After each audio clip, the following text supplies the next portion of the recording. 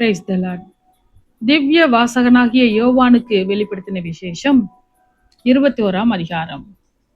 பின்பு நான் புதிய வானத்தையும் புதிய பூமியையும் கண்டேன்.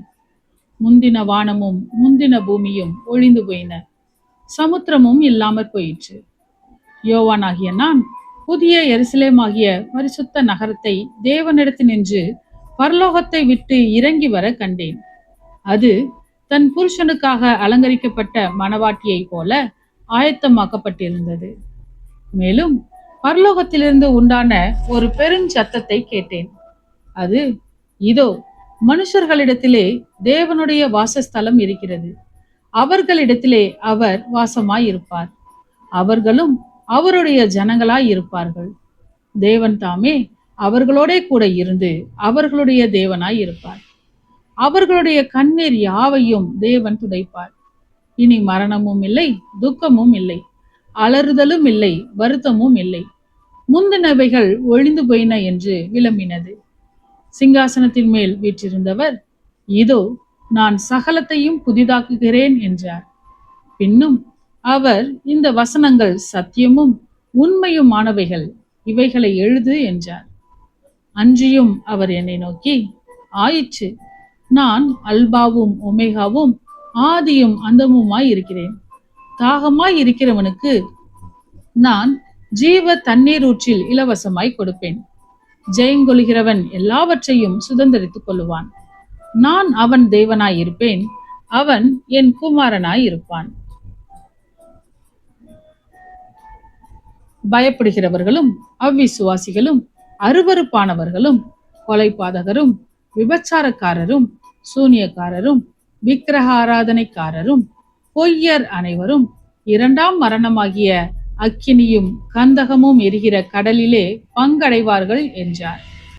பின்பு கடைசியான 7 வாதைகளால் நிறைந்த 7 கலசங்களையுடைய அந்த 7 தூதரில் ஒருவன் என்னிடத்தில் வந்து, நீ இங்கே வா, ஆட்டுக்குட்டியானவருடைய மனைவியாகிய மணவாட்டியை உனக்கு காண்பிக்கிறேன் என்று சொல்லி, பெரிதும் உயரமுமான ஒரு பர்வதத்தின் மேல் என்னை ஆவியில் கொண்டு போய் தேவனுடைய மகிமையை அடைந்த எருசலேமாகிய பரிசுத்த நகரம் பரலோகத்தை விட்டு தேவனிடத்தில் இருந்து இறங்கி வருகிறதை எனக்கு காண்பித்தான்.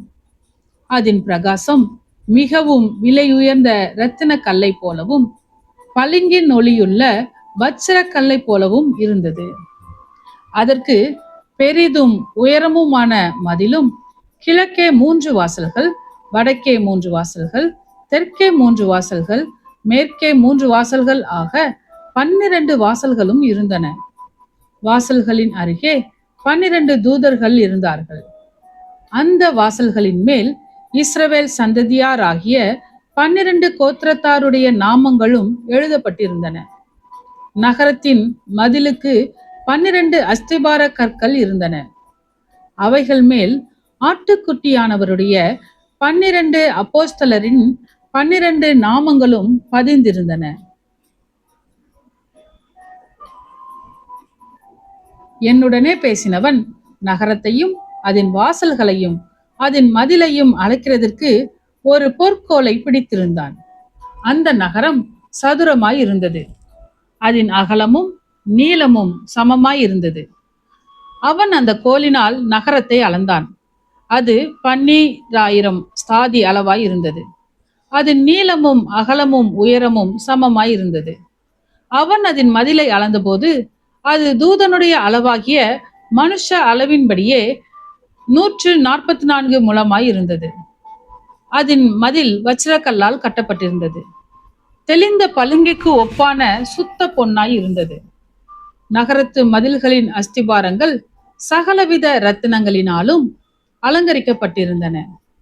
முதலாம் அஸ்திபாரம் வச்சிரக்கல், 2வது இந்திரநீலம், 3வது சந்திரகாந்தம், 4வது மரகதம், 5வது கோமேதகம், 6வது பதுமராகம், 7வது ஸ்வர்ணரத்தினம், 8வது படிகப்பச்சை, 9வது புஷ்பராகம், 10வது வைடூரியம், 11வது சுநீரம், 12வது சுகந்தி. இவைகளே 12 வாசல்களும் 12 முத்துகளாய் இருந்தன.